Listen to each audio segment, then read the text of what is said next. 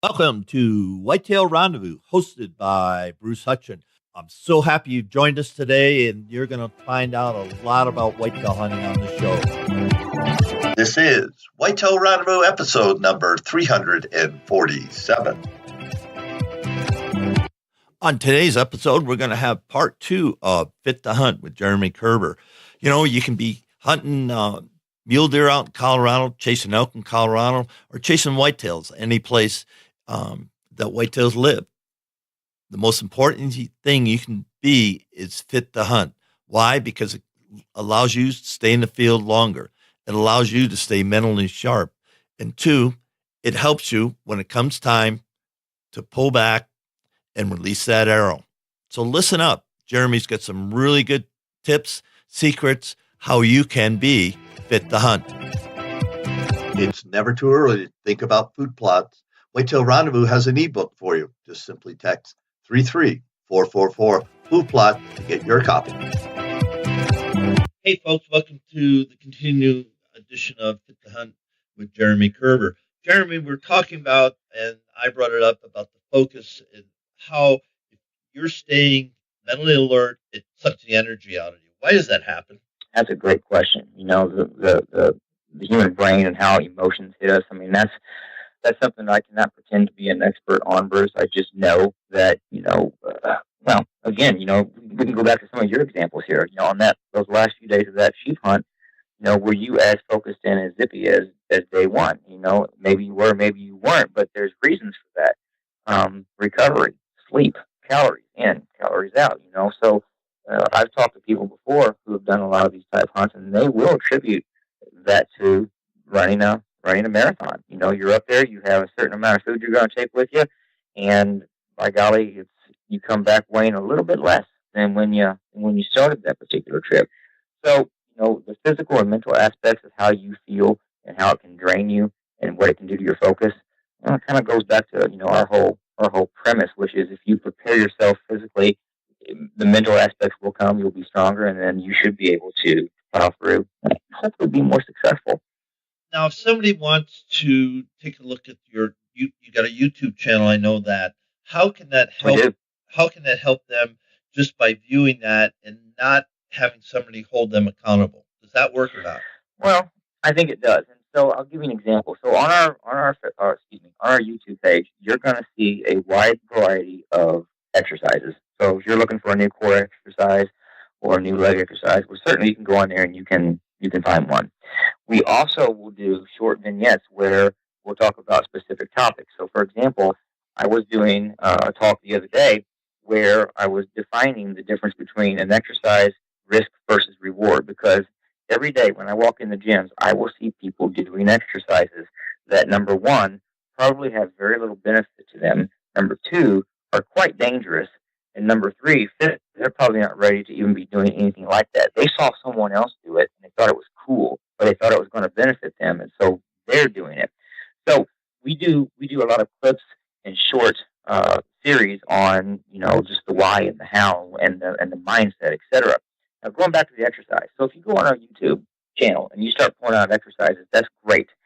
What I always tell people, and I told a client this morning this, I said, this might be a bad example since we're trying to get fit and lean and eat healthy, but I said, if you're going to bake a cake and you're going to stand there with all the ingredients, but you have no recipe, and you just start pouring this into a bowl and you mix that and whatnot, you're going to get something, but it's probably going to be a pretty nasty tasting cake because you followed no plan. There was no recipe. There was no rhyme or reason to what. You just dump stuff in a bowl. That is what I see most people doing in a gym when they walk in there. They don't have an idea. They know the exercises that they know: bench press, bicep curls, leg extensions, or what I would tend to call the mirror muscles, the things that you see in the mirror. What's going to help you in those hunts? And it doesn't matter if it's a duck hunt, plodding through duck marsh, or up and down a mountain. You need the muscles on the back. You need the upper back, the mid back, your glutes or your bottom, your hamstrings, your calves. Those are the ones that are going to really pay off when you are needing them the absolute most. So how do you piece together a workout plan? What's your warm-up look like? What's the purpose of refueling? We use a I would say water protein rest, WPR. Someone texts me that they're done, I text them back, WPR. That means water, protein, and rest. You need to start the recovery process immediately when you finish up your workout. So, there are, when people say, well, just give me something, it's like, well, it's a little more detailed than that. It may seem simple on the outset, but what we're trying to do is to piece together movement patterns, not body parts, movement patterns that are going to mimic as closely as we can the challenges that you're going to face in whatever outdoor activity that you're going to have. It's called specificity. So chances are, I'm not going to have you sitting in a leg press machine. You're going to be doing a split squat or some type of body weight movement, because when you're on that mountain, you're not sitting in a leg press machine. You're walking up rocky terrain, possibly slippery terrain, where you're going to lose balance on a regular basis. So how are we going to prepare those muscles and joints and connective tissue for the trials that they're getting ready to have? And that's by piecing together the right exercise prescription or recipe. So let's think, okay, I'm Bob Smith. I live in Oshkosh, Wisconsin, and I love to hunt, bow hunt, and I got some time off this year. So I'm going to hunt Wisconsin, archery hunt, then I'm going to slip down to Iowa, and then a guy invited me to Missouri, and I'm going to finish up the year in Ohio. So I got a month of hunts coming on. And I'm not small, I'm not big, but I like my Budweiser, not Budweiser. I got to think of the beer in Milwaukee that made Milwaukee famous, Pabst Blue Ribbon. I don't even know if they were in business, but it doesn't. Line of Kugels out of Eau Claire, Wisconsin. There you go. I love their beer. Matter. I love their beer, but it doesn't matter. So, but I love the cheese curds, and I love that. So I got a couple extra pounds, and right. I'm not walking or anything. So here I am today, and it's February 16th. My first hunt doesn't go off till the second week of September. But then, because of my work and everything, I'm on a quest. I'm going to be gone for a month. How do I get ready to do that? Are you talking about exercising during that month, or are you talking about getting ready for it? No, getting ready. If we got February 16th, I'm leaving. I'm packing the truck, and I'm going September 10th. So what are we going to tell Bob, from Oshkosh? So Bob from Oshkosh needs to understand that the first thing we're going to do is put you through what's called a base conditioning program. And so before we get fancy with different types of step-up maneuvers and whatnot, we got to focus on the basics, and that's push, pull, stand up. And then when I talk about working in different planes, like maybe some different core-type movements that would challenge you, because you're not going to walk forward, backward, up, down. You're going to have to, twist from side to side. That's the most important thing. And what a base conditioning program allows us to do, by the way, that could be anywhere from 6 to 8 weeks, is that allows us to build confidence. It allows us to build consistency, because if Bob has limited time, we're going to ask Bob to carve out a minimum of 30 minutes 2 times a week. Now, what are you going to get in 30 minutes 2 times a week? You're not going to take Bob from where he is right now to some type of world-class athlete, but you are going to improve Bob's conditioning. So you remember what we talked about in part 1? I talked about it being relative. If Bob's doing a whole lot of nothing, well, a little bit of something is always better than a whole lot of nothing.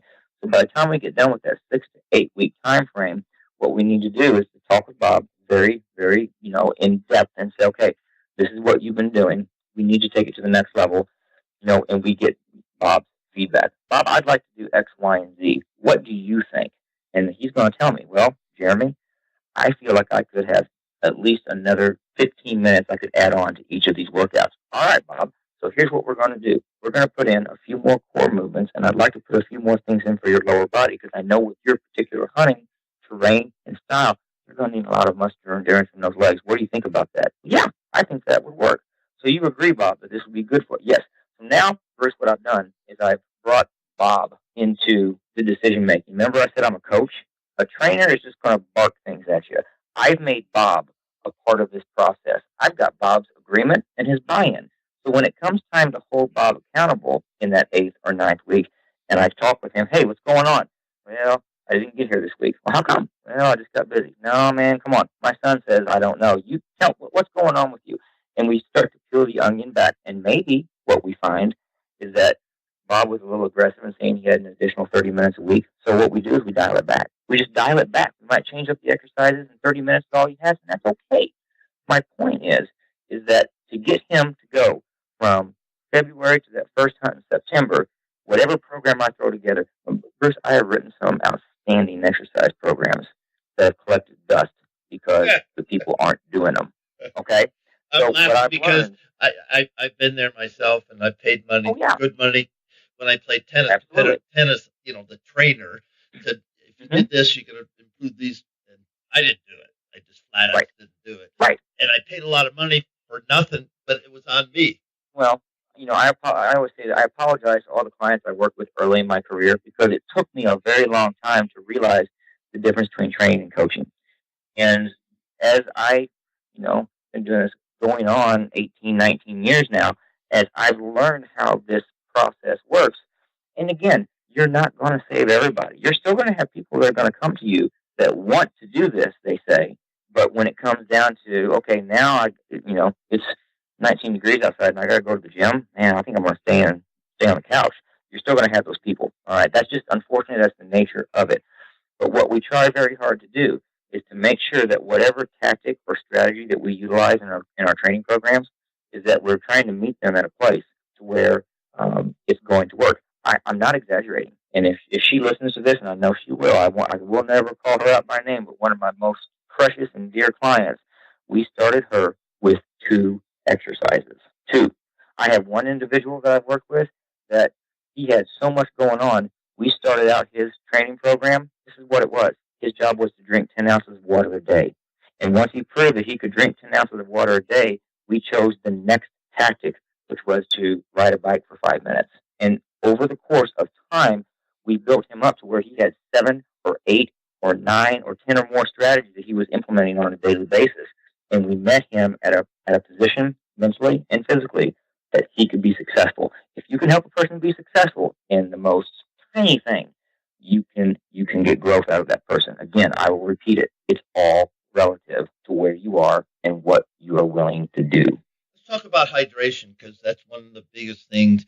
You go in the mountains and you're hot and stuff, but you don't really realize how much water you're sucking into. And I got my Go bottle right here, and I have a filter, and that thing was never empty. I mean, from the time I left the trailhead to the time I got back to the trailhead, and then after, that was full. Tell the people the importance, no matter what their activity, if they're moving their body. That's really huge. Think about this. I mean, when you become less than 3% dehydrated, by that point, you're not even really feeling real thirsty at that point.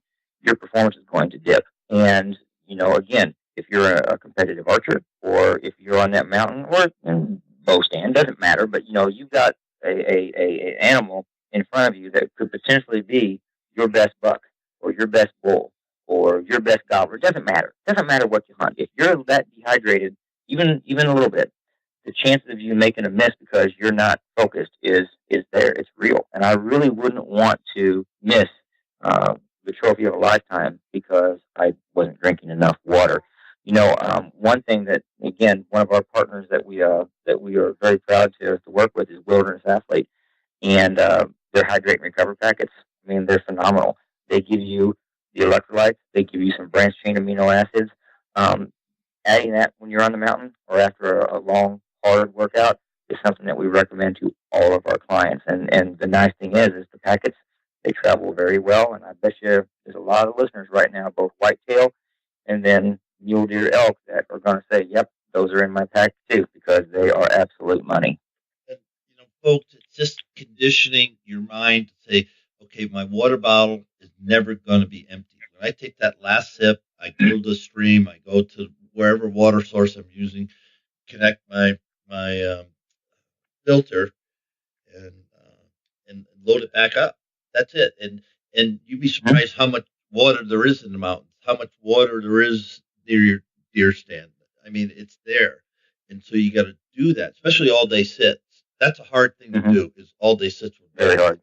And you got to have carbohydrates, and you got to have water, because if I eat my sandwich, I just literally strap myself in with I got a seatbelt contraption, and I have my harness on, but I don't want to even pitch forward, and so I just strap myself in and go to sleep. If Mr. Wonderful comes by, well, he won. He won that day. Yep. Yeah, he won that day. And let's talk about specifically going back to Bob. So we got him 8 weeks, and he's buying into it. You're coaching him up, and you get that Mm-hmm. accountability. He's agreed to the plan. Now Mm-hmm. we're 8 weeks into it, so now we're kind of pushing into to May, June, and Mm-hmm. we got about 4 months left for Bob. What are we going to do uh, for Bob? What's Bob going to do for himself? So he a month, and the reason I said a month in different states is Mm-hmm. because okay, you walk out to dish stand, but all of a sudden you're traveling, sleeping in Mm-hmm. beds. You've got to watch your nutrition because I don't know where Bob's going to be eating. You got all these Sure. additional factors because he's not just heading home from work, jumping in the truck, going to the tree stand, coming back, sleeping in his own bed, and he's got Right. his good meal. So help me coach Bob up. Sure.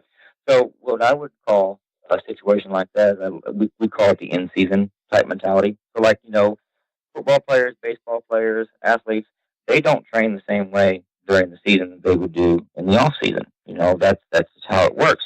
So typically what we're going to recommend for a person like Bob when they're actually in the grind of it, they're making the trips from Wisconsin, like you said, to Iowa, to Ohio, they're they're going for it. They need to focus on just trying to get again, it almost falls back to that base conditioning program. Focus on your fundamentals, your pushes, your pulls, your stands, probably about 12 to 15 sets total. And we're talking about maybe 30 minutes. All right. If you can do that for me 2 days a week, then you're going to keep that conditioning level that you have. And it may not be as good. I'll be honest with you. During this deer season, from really when the rut hits in Missouri, and this year, I mean, it was pretty hot and heavy from October, I would say October 31st till really about the time that rifle season started. I was getting about 2 workouts a weekend because I trained all year, my friend, for this time frame right here. And we run it hard up and through January. So, by the time that I started back up again with what I call, because again, the new year, I'm no different than anybody else. Hunting season's over. It's time for me to refocus my efforts and get back to the level of fitness that I had. Well, yeah, I wasn't quite as strong.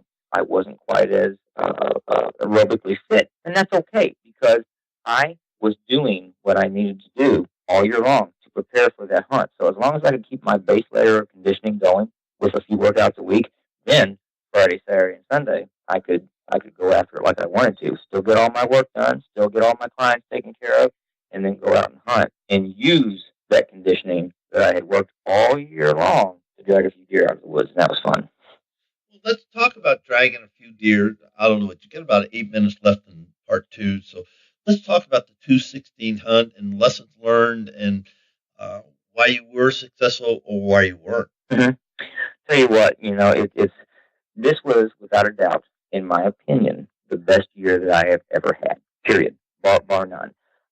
We, with the help and Michael Wardlaw of UC Hunting Properties, who's been on your show, he and I are good friends. We work together both from a land perspective and a training perspective, and we had a lease in Pike County, Missouri, and it lives up to every bit of its billing as far as the deer, the volume of deer, and the quality of deer that are up there. So, towards the end of the season, we were still after a couple hit listers, but I was not going to draw back on anything because I had no room in my freezer. If it was going to go down, it was going to be one that was, we had to clear some room out somewhere because we had that good of a season. I was able to arrow a doe for some meat in the freezer. I got my best buck, which was actually an old warrior. He had gray head. I mean, he was going down the opposite way, but it was still the best buck that I ever killed. I missed out on probably a 145, 150, which would again have been by and large farther than anything I've ever killed. And it's bow hunting. It was October morning, first cold front that moved in.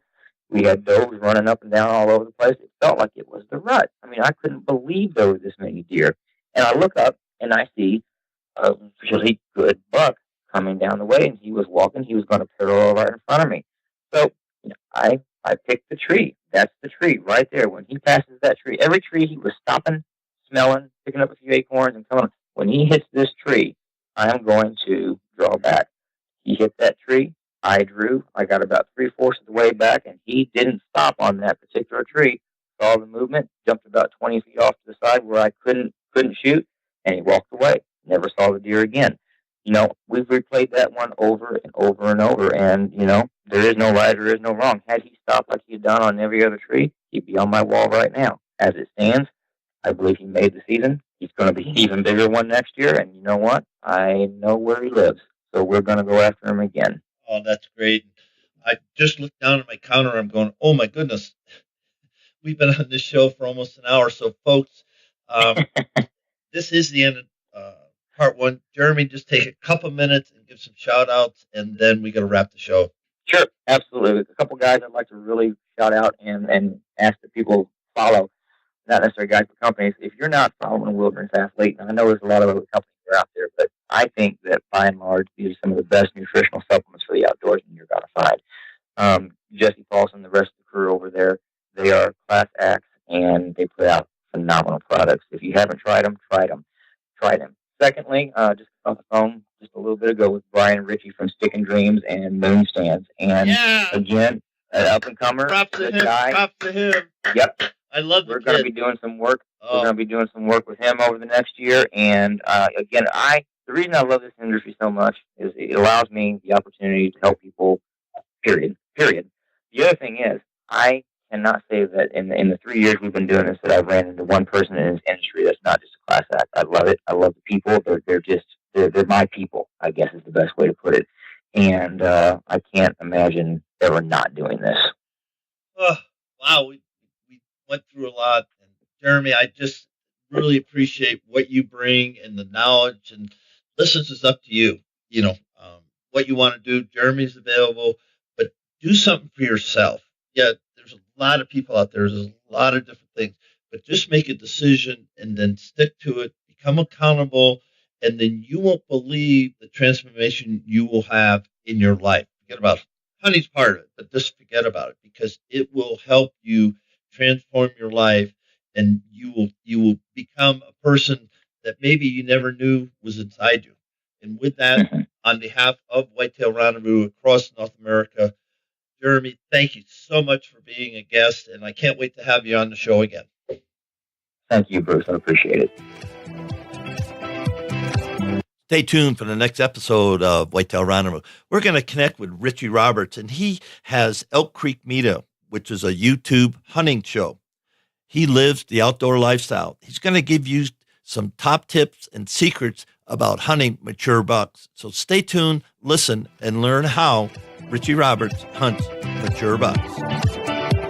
Thanks for joining us. Be sure to tune in tomorrow for another episode of Whitetail Rendezvous, where you can listen and learn from the experts so you can be more successful on your next hunt. Until next time, listen, learn, and succeed.